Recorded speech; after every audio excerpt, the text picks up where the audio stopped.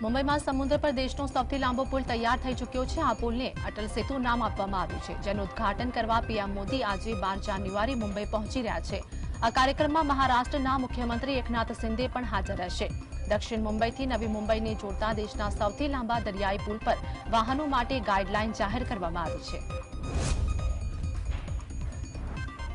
વડાપ્રધાન નરેન્દ્ર મોદીએ શુક્રવારે રામ મંદિરના અભિષેક પહેલા એક ઓડિયો સંદેશ જાહેર કર્યો છે, જેમાં તેમણે કહ્યું કે 11 દિવસની વિશેષ વિધિ શરૂ કરી રહ્યા છે। પીએમએ કહ્યું કે આ શુભ અવસરના સાક્ષી બનવા માટે તેઓ ભાગ્યશાળી છે।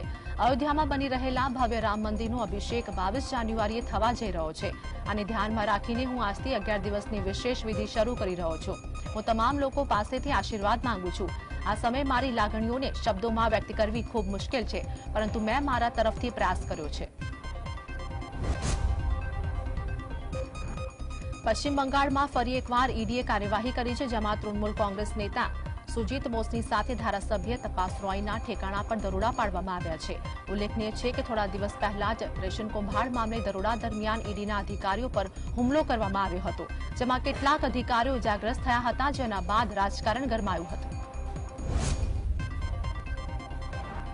પશ્ચિમ બંગાળમાં કોંગ્રેસ અને તૃણમૂલ કોંગ્રેસ વચ્ચે બેઠકોની વહેંચણીની શક્યતા વધુ મંદ પડી ગઈ, જ્યારે ટીએમસીએ સંકેત આપ્યો કે તે કોંગ્રેસની 5 સભ્યોની રાષ્ટ્રીય જોડાણ સમિતિને નહીં મળે। ટીએમસીના સૂત્રોએ જણાવ્યું કે પાર્ટીએ કોંગ્રેસને પોતાનો પ્રસ્તાવ પહેલેથી જ પહોંચાડી દીધો છે। કોંગ્રેસની પેનલમાં અશોક ગેહલોત, ભૂપેશ બધેલ, મુકુલ વાસનિક, સલમાન ખુરશીદ અને મોહન પ્રકાશ જેવા નેતાઓનો સમાવેશ થાય છે। દિલ્હી એનસીઆરમાં ઠંડીને કારણે લોકોને ઘરની બહાર નીકળવું પણ મુશ્કેલ બન્યું છે। વિસ્તારોમાં ગાઢ ધુમ્મસ અને ઝાકળને કારણે સ્થિતિ વધુ ખરાબ છે। આગામી 2 દિવસમાં ઠંડીમાં વધુ વધારો થવાની હવામાન વિભાગે આગાહી કરી છે। હાલમાં દિલ્હી એનસીઆરમાં શિયાળાથી કોઈ રાહત નથી। હવામાન વિભાગના અનુમાન મુજબ આગામી 2 દિવસમાં તાપમાનમાં 2 ડિગ્રીનો વધારો થઈ શકે છે, તો ગાઢ ધુમ્મસને કારણે રેલ મુસાફરી પર પણ અસર પડી રહી છે। ઇઝરાયલ અને હમાસ વચ્ચેની ભીષણ લડાઈમાં ગાઝાના લોકો સૌથી વધુ પીડા સહન કરી રહ્યા છે। યુદ્ધનું મેદાન બની ગયેલું ગાઝા શહેર આજે ગન પાવડરના ઢગલા પર છે। સર્વત્ર વિનાશના દ્રશ્યો સ્પષ્ટપણે જોઈ શકાય છે। ઇઝરાયલના હુમલામાં ગાઝામાં મૃત્યુઆંક 23,000ને પાર થઈ ગયો છે। પેલેસ્ટીનીઓને પોતાનો જીવ બચાવવા માટે અન્ય દેશોમાં શરણ લઈ રહ્યા છે। સંસદનું બજેટ સત્ર 31 જાન્યુઆરીથી શરૂ થશે। મોદી સરકારના બીજા કાર્યકાળનું આ છેલ્લું બજેટ સત્ર હશે। સૂત્રોનું માનીએ તો આ સત્ર 9 ફેબ્રુઆરી સુધી ચાલશે। રાષ્ટ્રપતિ દ્રૌપદી મુર્મુ 31મી જાન્યુઆરીએ સંસદના બંને ગૃહોનું સંબોધિત કરવાના છે, ત્યારે પછી 1 ફેબ્રુઆરીએ નાણામંત્રી નિર્મલા સીતારમણ વચગાળાનું બજેટ રજૂ કરશે। લોકસભા ચૂંટણીને ધ્યાનમાં રાખીને મોદી સરકારમાં વચગાળાના બજેટમાં મહિલાઓ અને ખેડૂતોને લગતી મોટી જાહેરાતો કરી શકે છે। દિલ્હી એનસીઆર, પંજાબ, જમ્મુ કાશ્મીર સહિત ઉત્તર ભારતના ઘણા ક્ષેત્રોમાં ભૂકંપના ઝટકા અનુભવાયા હતા। ભૂકંપના આંચકા લાંબા સમય સુધી અનુભવાયા હતા। ભૂકંપ આવતા જ લોકો ઘર અને ઓફિસમાંથી બહાર દોડી ગયા હતા। કોઈ જાનહાનિના નુકસાનના સમાચાર પ્રાપ્ત થયા નથી। ભૂકંપનું કેન્દ્ર અફઘાનિસ્તાનના ફૈઝાબાદમાં હતું અને હિન્દુકુશ ક્ષેત્રમાં રિક્ટર સ્કેલ પર તેની તીવ્રતા 6.2ની હતી। મણિપુરની સ્થિતિ વિશે વાત કરતા army chief general Manoj Pandey જણાવ્યું કે પ્રદેશમાં સુરક્ષા દળોને સ્થાનિક વહીવટીતંત્રને મદદરૂપ થવા માટે તૈનાત કરવામાં આવ્યા હતા। આસામ રાઇફલ્સ અને ઘણા અન્ય સુરક્ષા દળોની ટીમે હિંસાની સ્થિતિમાં સંયમ દર્શાવ્યો છે। જ્યારે ઉગ્રવાદી અને આતંકી સંગઠન તરફથી ઉશ્કેરણી કરવામાં આવે છે, ત્યારે અમે કાર્યવાહીમાં ખૂબ જ ધ્યાન રાખીએ છીએ, જેથી કરીને લોકોની જાનહાનિ વધુ ન થાય। રામ મંદિર મુદ્દે પ્રતિક્રિયા આપતા આરજેડી પાર્ટીના સાંસદ મનોજ ઝાએ જણાવ્યું કે આ કેવી દુર્ભાગ્યપૂર્ણ ક્ષણ હશે કે મર્યાદા પુરુષોત્તમ રામના નામ પર પણ રાજનીતિ કરવામાં આવશે। મારા અને મારા ભગવાન રામ વચ્ચે સીધો સંબંધ છે। મહાત્મા ગાંધી મંદિરમાં જઈને રામ ભક્ત બન્યા નહોતા, પરંતુ તેમની અંદર ભગવાન રામનો ખ્યાલ હતો। આ માટે અંતિમ ક્ષણોમાં પણ તેમના મોઢે હે રામ જેવા શબ્દો નીકળ્યા અને તેઓ સ્વર્ગલોક પામ્યા। આસામના મુખ્યમંત્રી હિમંતા બિસ્વા શર્માએ જણાવ્યું કે પહેલા ગુજરાત અને ઉત્તરાખંડ યુસીસી કાયદો લાવશે અને ત્યારબાદ તેમાં કેટલાક સંશોધન બાદ આસામમાં કાયદો લાગુ કરશે। હું ઉત્તરાખંડના યુસીસી બિલને લાગુ થવાની રાહ જોઈ રહ્યો છું। ઉત્તરાખંડના બિલમાં કેટલાક સંશોધન કરીને આસામની સ્થિતિ પ્રમાણે નવો યુસીસી કાયદો અમલમાં મૂકીશું। પ્રદેશમાં અમે બાળ લગ્ન, બહુપત્નીત્વ પર કાર્યવાહી કરી રહ્યા છીએ। યુસીસી બિલમાં અમે આદિવાસી સમુદાયને બાકાત રાખીશું। પીડીપી ચીફ મહેબૂબા મુફ્તીની કાર જમ્મુ કાશ્મીરના અનંતનાગ જઈ રહી હતી ત્યારે અકસ્માત થયો હતો। જો કે આ ઘટનામાં મહેબૂબા મુફ્તી અને તેમના અધિકારીઓને કોઈપણને ઈજા પહોંચી ન હતી। પૂર્વ સીએમ અનંતનાગની બોટ કોલોનીના આગ પીડિતોને મળવા જઈ રહ્યા હતા ત્યારે આ અકસ્માત થયો હતો। મહેબૂબા મુફ્તી જે કારમાં મુસાફરી કરી રહ્યા હતા તે કારને ખરાબ રીતે નુકસાન થયું હતું। દેશમાં ફરીવાર કોરોનાના કેસમાં વધારો નોંધાયો છે। કેન્દ્રીય આરોગ્ય મંત્રાલય તરફથી જાહેર કરવામાં આવેલા આંકડા પ્રમાણે દેશમાં છેલ્લા 24 કલાકમાં કોરોનાના 514 કેસ નોંધાયા હતા, જ્યારે આ સમયગાળામાં કુલ 3 લોકોના મોત થયા છે। દેશમાં એક્ટિવ કેસની સંખ્યા વધીને 3400 પાર પહોંચી ગઈ છે। સૂત્રો પાસેથી મળતી માહિતી પ્રમાણે 11મી જાન્યુઆરી સુધીમાં દેશમાં કોરોનાના નવા વેરિયન્ટના કુલ 827 કેસ નોંધાયા છે। ઉત્તર 24 પરગનાના સંદેશખાલીમાં ટીએમસી નેતા શેખ શાહજહાંના ઘરે દરોડા પાડવા ગયેલી ઈડીની ટીમ પર હુમલામાં ઘણા અધિકારીઓ ઇજાગ્રસ્ત થયા હતા। આ હુમલાના વિરોધમાં પશ્ચિમ બંગાળની ભાજપ એકમ દ્વારા વિરોધ કરવામાં આવ્યો હતો। ભાજપના સાંસદ સુકાંત મજુમદારે જણાવ્યું કે આ સરકાર સંપૂર્ણપણે ભ્રષ્ટ છે અને તેમને સત્તામાં રહેવાનો કોઈ નૈતિક અધિકાર નથી। પ્રદેશની કાયદો અને વ્યવસ્થાની સ્થિતિ માટે રાજ્ય સરકાર જવાબદાર છે।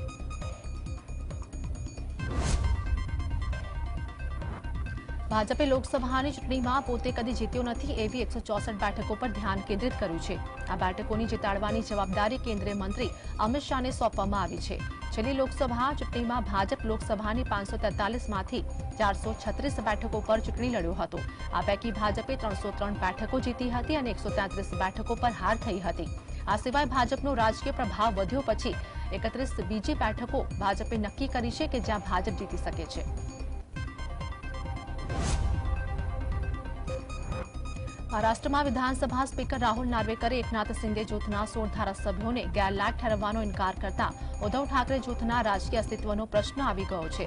સ્પીકરે શિંદેની શિવસેનાને અસલી શિવસેના ગણાવતા હવે ઉદ્ધવ ઠાકરેના જૂથના 14 ધારાસભ્યોને ગેરલાયક ઠેરવવામાં આવી એવી શક્યતા વધી ગઈ છે।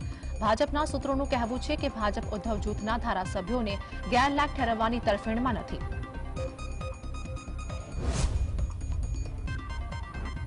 લોકસભાની ચૂંટણીમાં ભાજપને ટક્કર આપવા માટે ઉત્તર પ્રદેશમાં કોંગ્રેસ અને સમાજવાદી પાર્ટી વચ્ચે જોડાણ કરવા યોજાયેલી બેઠકમાં પ્રથમ ગ્રાસે જ મક્ષિકા જેવો ઘાટ થયો છે।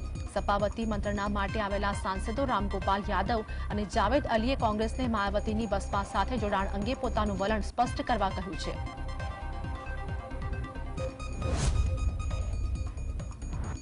સાંસદ કીર્તિ ચિદમ્બરે ઇલેક્ટ્રોનિક વોટિંગ મશીન બરાબર હોવાનું કહ્યું તેમાં તો કોંગ્રેસે તેમની નોટિસ ફટકારીને જવાબ માંગ્યો છે। કોંગ્રેસની શિસ્ત સમિતિના ચેરમેન કે.આર. રામાસ્વામીએ કાર્તિને 7 દિવસમાં જવાબ આપવા કહ્યું છે। કાર્તિએ કહેલું કે પોતે 1996થી એજન્ટ તરીકે એ ઉમેદવાર તરીકે ચૂંટણી પ્રક્રિયામાં સામેલ થયેલા છે, તેથી તેમને ઈવીએમ અંગે કોઈ શંકા નથી।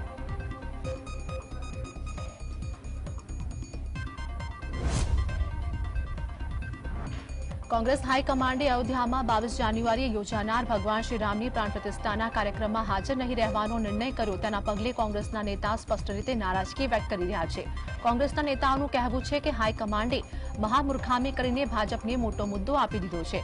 ગુજરાત કોંગ્રેસના ઘણા નેતાએ સોશિયલ મીડિયા પર પોસ્ટ મૂકીને આ નિર્ણયની ઝાટકણી કાઢી પછી બીજા ઘણા નેતાઓને મલ્લિકાર્જુન ખડગેને ફોન કરીને આ નિર્ણય અયોગ્ય હોવાનો બળાપો કાઢ્યો છે।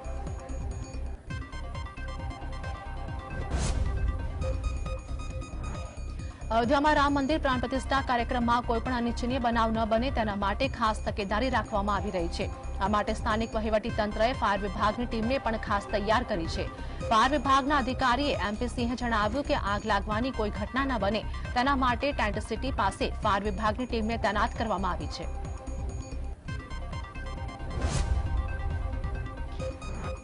ગુજરાતના રાજકારણમાં ફરીથી મોટી નવાજૂનીના એંધાણ દેખાઈ રહ્યા છે। રાજકીય સૂત્રોના જણાવ્યા પ્રમાણે 3 અપક્ષ ધારાસભ્યો ક્યારે પણ રાજીનામું આપી શકે છે। બાયડના ધારાસભ્ય ધવલસિંહ ઝાલા, ધાનેરાના ધારાસભ્ય માવજી દેસાઈ તથા વાઘોડિયાના ધારાસભ્ય ધર્મેન્દ્રસિંહ વાઘેલા અપક્ષ તરીકે ચૂંટાયા હતા। આ ત્રણેય નેતા પહેલા ભાજપ સાથે જોડાયા હતા। ભાજપે ટિકિટ નહીં આપતા અપક્ષ ચૂંટણી લડ્યા હતા। ઉત્તરાયણના તહેવારની ઘડીઓ ગણાઈ રહી છે ત્યારે ઉત્તરાયણના અનિવાસી ઉત્તરાયણના દિવસે એટલે કે 14 અને 15 જાન્યુઆરીએ અમદાવાદમાં મેટ્રો ટ્રેનની સમય ફ્રિકવન્સીમાં ઘટાડો કરાયો છે।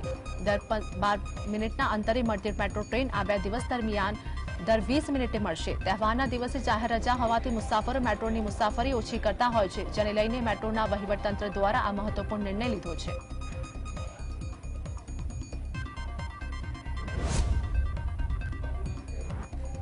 ઉત્તરાયણના દિવસે પતંગ રસિકો માટે સારા સમાચાર સામે આવ્યા છે। હવામાન વિભાગની આગાહી પ્રમાણે ઉત્તરાયણના દિવસે પવનની ગતિ સારી રહેશે। ઉત્તરાયણના દિવસે પ્રતિ કલાકે 10 થી 15 કિમીની ગતિએ પવન ફૂંકાશે। ઉત્તરાયણના દિવસે પણ પતંગ રસિયાઓ હવામાં ખૂબ સારી રીતે પતંગ ઉડાવી શકશે। પતંગ રસિકો માટે ઉત્તરાયણના દિવસે પવન ખૂબ સારો રહેવાનો છે।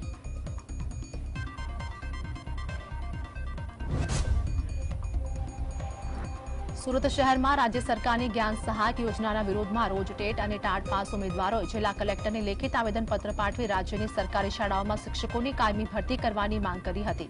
ટેટ અને ટાટની પરીક્ષામાં 78,000 જેટલા ઉમેદવારોએ પરીક્ષા પાસ કરી છે। આ ઉમેદવારોને પરીક્ષાના સમયે ક્યાંય પણ કહેવામાં આવ્યું નથી કે તેઓને જ્ઞાન સહાયક તરીકે લેવામાં આવશે। અમદાવાદના ચાંદખેડામાં ફાયરિંગનો બનાવની ઘટના સામે આવી હતી। અહેવાલ અનુસાર હવામાં 4-5 રાઉન્ડ ફાયરિંગ કરાયું હોવાની વાત સામે આવતા ચર્ચાએ જોર પકડ્યું છે। તપોવન સર્કલ પાસે યુવકનો ફાયરિંગ કરતો વિડીયો સોશિયલ મીડિયામાં વાયરલ થયો હતો। તપાસમાં ચોંકાવનારી જાણકારી સામે આવી હતી કે જમીન લે વેચનો વ્યવસાય કરતા યુવક હરિસિંહ ચંપાવતે ફાયરિંગ કર્યું હતું। સ્વચ્છતા સર્વેક્ષણમાં સમગ્ર દેશમાં સુરતે ડંકો વગાડ્યો છે। સ્વચ્છતામાં પ્રથમ ક્રમાંક આવતા સુરતના લોકોમાં ખુશીનો માહોલ જોવા મળી રહ્યો છે। એવોર્ડ મેળવીને દિલ્હી સુરતથી એરપોર્ટ આવી પહોંચેલા મેયર અને પાલિકા કમિશનરનું સ્વાગત કરવામાં આવ્યું હતું। સુરત એરપોર્ટ ખાતે કિન્નર સમાજ આગેવાનો સહિત અન્ય સંસ્થાના લોકોએ પુષ્પગુચ્છ આપી સ્વાગત કર્યું હતું। ફ્રાન્સ કબૂતરબાજી કેસમાં સીઆઈડી ક્રાઇમે 14 જેટલા એજન્ટો વિરુદ્ધ ફરિયાદ નોંધી છે। એટલું જ નહીં, આ કેસમાં એજન્ટોની માજાળ અમેરિકામાં પણ હોવાનું સામે આવ્યું છે। એજન્ટોના વકીલો અમેરિકામાં કામ કરતા હતા। કબૂતરબાજીમાં કોઈ પકડાય તો છોડાવવાથી માંડી અમેરિકામાં સ્થાયી થવાનું કામ વકીલ એજન્ટો કરતા હોવાનો ખુલાસો થયો છે। સુરત શહેરમાં 17 જેટલી જગ્યા પરથી પાલિકાના આરોગ્ય અને ફૂડ વિભાગ દ્વારા નીરાના 21 નમૂના લેવામાં આવ્યા હતા, જે પૈકી 16 નમૂના ફેલ ગયા છે। એક અઠવાડિયા બાદ નમૂનાનો લેબ રિપોર્ટ આવ્યો હતો। નીરામાં 14% બ્રિક્સ પ્રમાણ હોવું જોઈએ, તેનાથી ઓછું પ્રમાણ મળી આવ્યું હતું। બનાસકાંઠા દિયોદર એપીએમસીના ચેરમેને રાજીનામું આપ્યું છે। ઈશ્વરભાઈ તરીકે ભાજપ મોવડી મંડળના આદેશથી જિલ્લા ભાજપ પ્રમુખને રાજીનામું આપ્યું। મહત્વનું છે કે ભાજપના મેન્ડેટ પર ઈશ્વરભાઈ તરક ચેરમેન બન્યા હતા। જૂનાગઢના માંગરોળ તાલુકાના ચંદવાડા ગામે ભાજપની મીટિંગ મળી હતી। આ મીટિંગમાં આવનારી લોકસભાની ચૂંટણી બાબતે ભાજપના આગેવાનોએ કાર્યકરો સાથે ચર્ચા કરી હતી। કોંગ્રેસે કરેલા આક્ષેપો બાબતે પૂછતા કોંગ્રેસને લોકોએ જાકારો આપ્યો હોવાનું જણાવ્યું હતું। પૂર્વ વિધાનસભા અધ્યક્ષ તેમજ ધારાસભ્ય રમણલાલ વોરાએ પત્ર લખીને લગ્ન નોંધણીના કાયદામાં ફેરફાર કરી વાલીઓની સંમતિ ફરજિયાત કરવા માટે માંગણી કરી છે। આ બાબતને સુરતના ધારાસભ્ય કુમાર કાનાણીએ સમર્થન આપીને દીકરીઓના હિત માટે લવ જેહાદ જેવા કિસ્સાઓ ન બને તે માટે લગ્ન નોંધણીના કાયદામાં ફેરફારની માંગણી તથા યોગ્ય ગણાવી હતી। ભરૂચમાં સરકારી પ્રોજેક્ટમાં સંપાદિત જમીન વળતરની રકમથી નારાજ 32 ગામોના ખેડૂતોએ વિરોધ પ્રદર્શન કર્યું હતું। ભરૂચ જિલ્લામાંથી પસાર થતા દિલ્હી મુંબઈ એક્સપ્રેસ વેમાં જમીન ગુમાવનાર ખેડૂતોને યોગ્ય વળતર નહીં ચૂકવાતા આંદોલનના માર્ગે જોવા મળ્યા હતા। અખિલ ભારતીય વિશ્વ હિન્દુ પરિષદના ધર્મપ્રસાર કેન્દ્રીય સહમતિ ધર્મેન્દ્ર ભવાનીનું વધુ એક સનાતન હિન્દુ માટે વિવાદિત નિવેદન સામે આવ્યું છે। આદિવાસી સંગઠનોએ કરેલા વિરોધ પ્રદર્શન અંગે પૂછતા તેઓએ બીટીપી બીટીએસના નામ સાથે આદિવાસી લોકોને ગુમરાહ કરતા હોવાનો આક્ષેપ કર્યો હતો। તેઓએ કહ્યું કે અમે કોઈની હત્યા કરતા નથી। અમરેલી જિલ્લામાં કોળી પટેલ સમાજની વાડીમાં 13 જિલ્લાના શિક્ષકો દ્વારા તેમની પડતર માંગણીઓને પગલે ધરણા યોજી વિરોધ નોંધાવ્યો હતો। શિક્ષકો દ્વારા જૂની પેન્શન યોજના લાગુ કરવાની માંગ કરવામાં આવી છે। અમારી માંગો પૂરી કરોના નારા સાથે શિક્ષકો દ્વારા ધરણા યોજવામાં આવ્યા હતા। અયોધ્યામાં રામલલ્લાના પ્રાણ પ્રતિષ્ઠા મહોત્સવને લઈને કોંગ્રેસ પ્રમુખ શક્તિસિંહ ગોહિલે નિવેદન આપ્યું હતું। શક્તિસિંહ ગોહિલે કહ્યું કે રામના નામે મત નહીં, કામના નામે મત હોય છે। કોંગ્રેસ પક્ષ દ્વારા મંદિરની પ્રતિષ્ઠામાં જવાનો ઇનકાર કરવામાં આવ્યો છે, પરંતુ તે વાતનું ખોટી રીતે અર્થઘટન થઈ રહ્યું છે। અમદાવાદમાં ઓલ ઇન્ડિયા મહિલા કોંગ્રેસના પૂર્વ પ્રમુખ નીતા ડિસોઝા દ્વારા પ્રેસ કોન્ફરન્સનું આયોજન કરવામાં આવ્યું, જેમાં તેઓએ કહ્યું 14 જાન્યુઆરીથી દેશહિત માટે ભારત જોડો ન્યાય યાત્રાની શરૂઆત થશે। ન્યાય બધા માટે મહત્વપૂર્ણ બાબત છે, પરંતુ ભાજપની સરકારમાં ન્યાય શબ્દ હલકો શબ્દ છે। દેશના લોકોની અપીલ છે કે આવો અને યાત્રામાં જોડાઓ। અમદાવાદ મહાનગરપાલિકાના બાકડા ફરી વિવાદમાં આવ્યા છે। સ્ટેન્ડિંગ કમિટીના બેઠકમાં બાકડાઓની ગુણવત્તા સામે ખુદ ભાજપના જ કોર્પોરેટરોએ ફરિયાદ કરી છે કે જે બાકડા તૈયાર કરવામાં આવ્યા છે તેની ગુણવત્તા યોગ્ય નથી। ફરિયાદ મળતા સ્ટેન્ડિંગ ચેરમેન દ્વારા બાકડાની ગુણવત્તાને લઈને વિજિલન્સ તપાસના આદેશ આપવામાં આવ્યા। સુરેન્દ્રનગર જિલ્લા કબડ્ડી એસોસિએશનથી ખેલાડીઓ નારાજ થયા છે। કબડ્ડી એસોસિએશન દ્વારા અન્યાય કરવામાં આવતો હોવાનો ખેલાડીઓએ આરોપ મૂક્યો હતો। સુરેન્દ્રનગર જિલ્લા કક્ષાની કબડ્ડીની રમતના સિલેક્શનના અન્ય જિલ્લાના રમતવીરોનું સિલેક્શન કરવામાં આવતું હોવાનો આરોપ મૂક્યો હતો।